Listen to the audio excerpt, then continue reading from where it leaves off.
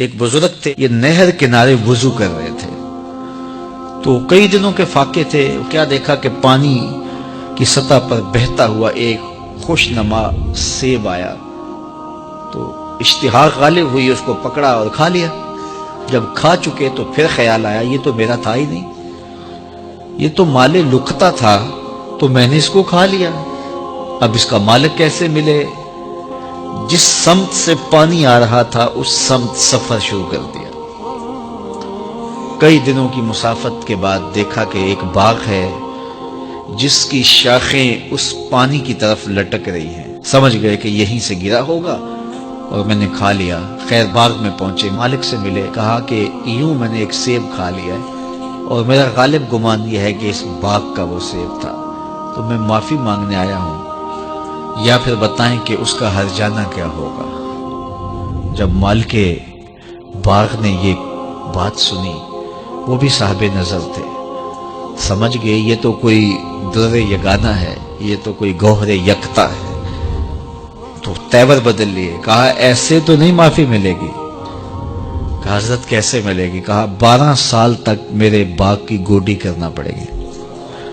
اللہ اکبر، اور ایک شرط اس کے علاوہ ہوگی۔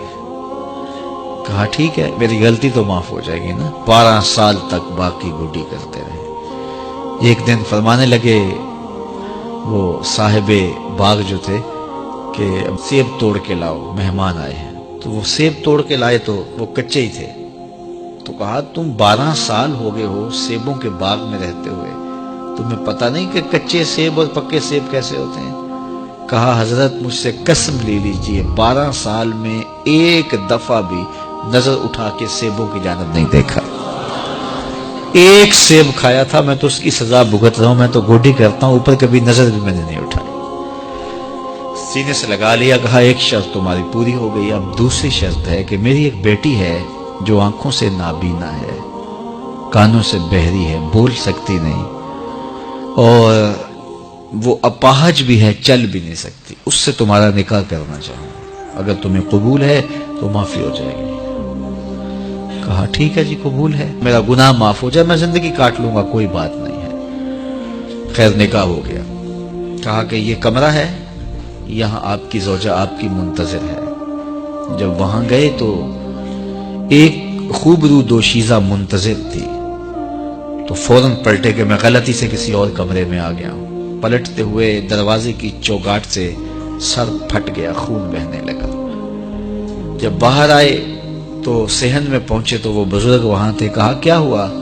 کہ حضرت ایک غلطی کی سزا اتنی کاٹی، اب کہیں دوسری غلطی نہ ہو جائے، وہ تو کوئی اور ہے خاتون۔ کہا وہی تمہاری زوجہ ہے۔ تو میں بتاؤں کہ وہ بہری کیوں ہے؟ آج تک اس نے غیر محرم کی آواز نہیں سنی۔ تو میں بتاؤں کہ وہ بول کیوں نہیں سکتی؟ آج تک اس نے غیر محرم سے کلام نہیں کیا۔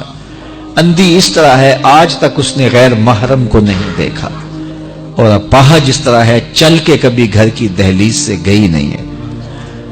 تو اس خاتون کا جب نکاح ہوا اور پھر ان سے اللہ نے ان کو ایک بچہ دیا جس کا نام ہے الشیخ عبد القادر جیلانی۔ جب ماں باپ اس طرح کے ہوں تو بیٹے اس طرح کے ہی ہوتے ہیں۔ باپ کا لقمہ پاک اور ماں اپنی آبرو کی کیسی محافظہ، پھر در یگانہ اور گوہر یکتا جو پیدا ہوتا ہے وہ دین کی احیاء کرنے والا ہے، دین کی مردہ قدروں کو نئی زندگی دینے والا ہے۔ حضرت ملا علی قاری لکھتے ہیں کہ حضور غوث اعظم جب مجلس واعظ کرنے بیٹھتے تو 70 ہزار کا اجتماع آپ کے مجمع میں ہوتا، اور عمومی طور پہ اللہ کی رحمتوں کے حوالے سے بات کرتے، اور جس دن آپ اللہ کے قہر، غضب اور جلال کی بات کرتے کئی جنازے اٹھتے۔ یہ آپ کی گفتگو کے اندر عصر کا رنگ اور شیرینی تھی۔ اللہ اکبر۔